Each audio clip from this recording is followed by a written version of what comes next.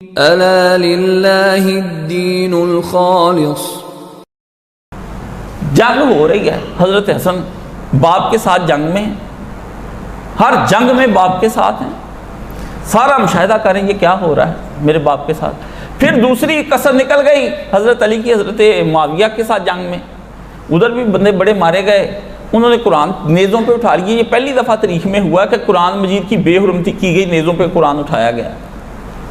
جائیں جا کے رسول پاک صلی اللہ علیہ وسلم کے دور سے پہلے دکھائیں قرآن مجید نیزے پہ اٹھایا گیا، ہمیں دکھائیں، ہم آپ کو انعام دیں گے۔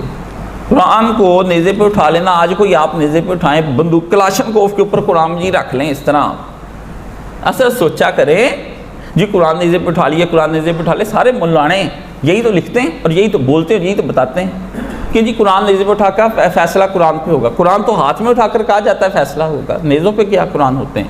یہ جا کے پڑھیں البدایہ و نہایہ ابن کثیر رحمہ اللہ تعالی قالا، جا کے رحمہ اللہ تعالی سے پوچھ لیں بھی انہوں نے یہ لکھی روایت کیوں لکھی، کیوں یہ معاملہ اس طرح سے ہوا ہے۔ نیزے اٹھا لو جی قرآن مجید پر، وہ اٹھ گئے جی نیزے، وہ جی فیصلہ ہوگا، ثالثی بن جائے گی۔ حضرت علی نے کہا ہماری کوئی ثالثی نہیں ہے، جنگ لڑو۔ اندر سے بندے جو ہیں جن کو خرید لیا گیا تھا انہوں نے کہا جی یہ جنگ روکو۔